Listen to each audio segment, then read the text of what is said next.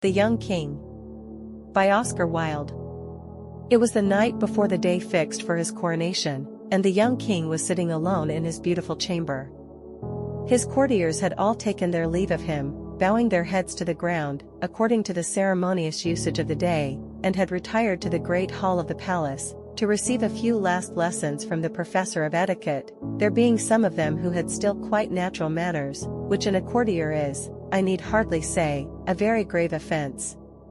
The lad, for he was only a lad, being but 16 years of age, was not sorry at their departure, and had flung himself back with a deep sigh of relief on the soft cushions of his embroidered couch, lying there, wild-eyed and open-mouthed, like a brown woodland fawn, or some young animal of the forest newly snared by the hunters.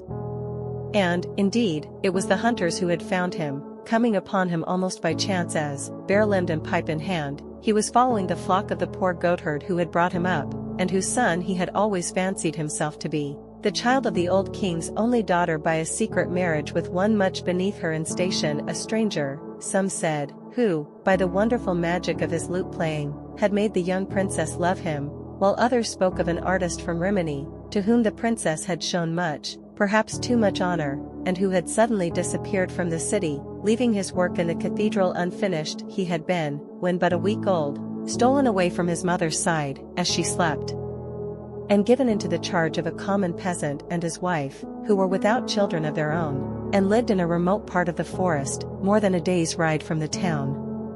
Grief, or the plague, as the court physician stated, or, as some suggested, a swift Italian poison administered in a cup of spiced wine, slew, within an hour of her wakening, the white girl who had given him birth, and as the trusty messenger who bare the child across his saddle-bow stooped from his weary horse and knocked at the rude door of the goatherd's hut, the body of the princess was being lowered into an open grave that had been dug in a deserted churchyard, beyond the city gates, a grave where it was said that another body was also lying, that of a young man of marvelous and foreign beauty, whose hands were tied behind him with a knotted cord, and whose breast was stabbed with many red wounds.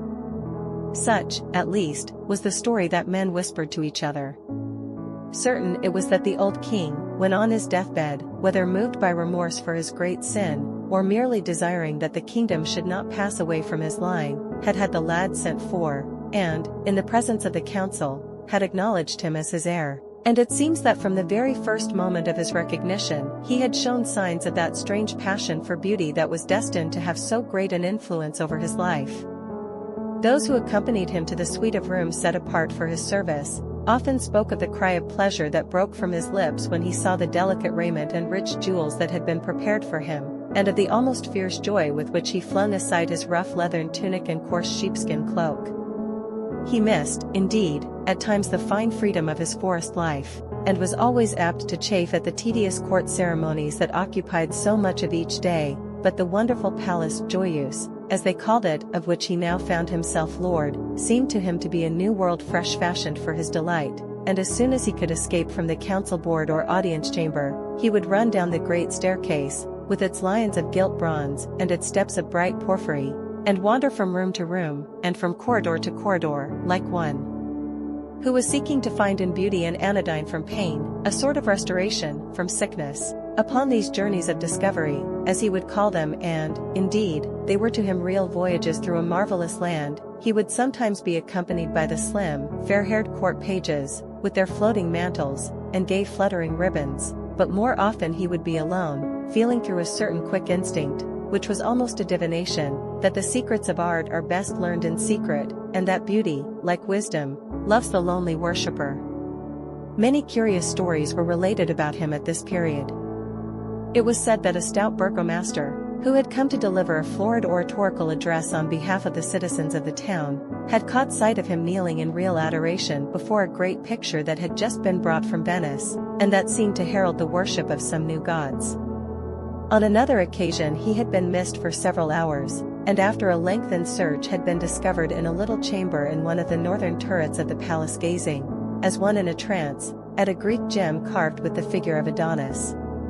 He had been seen, so the tale ran, pressing his warm lips to the marble brow of an antique statue that had been discovered in the bed of the river on the occasion of the building of the stone bridge, and was inscribed with the name of the Bithynian slave of Hadrian. He had passed a whole night in noting the effect of the moonlight on a silver image of Endymion. All rare and costly materials had certainly a great fascination for him, and in his eagerness to procure them he had sent away many merchants, some to traffic for amber with the rough fisherfolk of the North Seas, some to Egypt to look for that curious green turquoise which is found only in the tombs of kings, and is said to possess magical properties, some to Persia for silken carpets and painted pottery, and others to India to buy gauze and stained ivory, moonstones and bracelets of jade, sandalwood and blue enamel and shawls of fine wool. But what had occupied him most was the robe he was to wear at his coronation, the robe of tissued gold, and the ruby-studded crown, and the scepter with its rows and rings of pearls. Indeed, it was of this that he was thinking tonight, as he lay back on his luxurious couch, watching the great pinewood log that was burning itself out on the open hearth. The designs, which were from the hands of the most famous artists of the time, had been submitted to him many months before, and he had given orders that the artificers were to toil night and day to carry them out, and that the whole world was to be searched for jewels that would be worthy of their work. He saw himself in fancy standing at the high altar of the cathedral in the fair raiment of a king, and a smile played and lingered about his boyish lips, and lit up with a bright luster his dark woodland eyes. After some time he rose from his seat, and leaning against the carved penthouse of the chimney, looked round at the dimly lit room. The walls were hung with rich tapestries representing the triumph of beauty.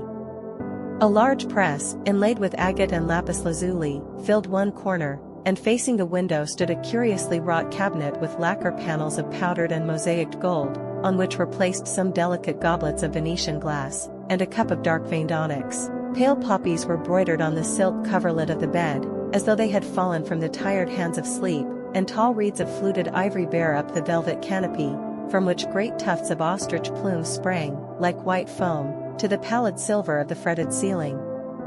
A laughing narcissus in green bronze held a polished mirror above its head.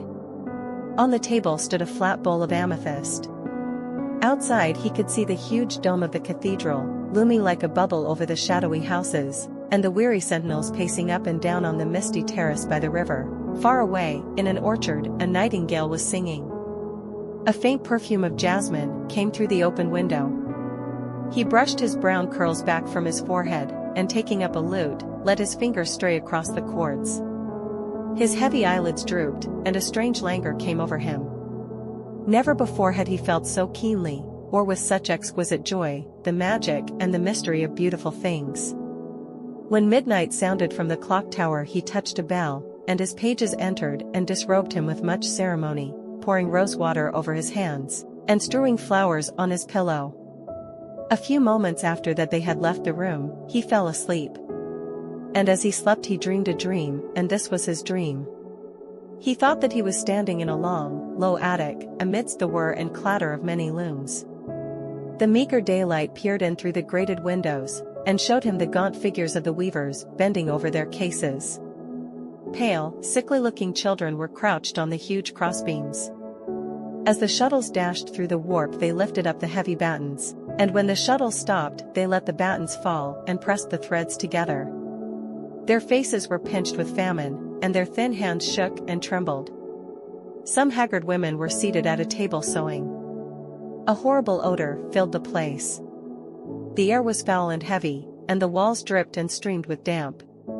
The young king went over to one of the weavers, and stood by him and watched him. And the weaver looked at him angrily, and said, "Why art thou watching me? Art thou a spy set on us by our master?"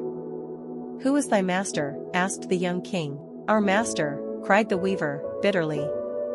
"He is a man like myself. Indeed, there is but this difference between us, that he wears fine clothes while I go in rags, and that while I am weak from hunger he suffers not a little from overfeeding." "The land is free," said the young king, "and thou art no man's slave.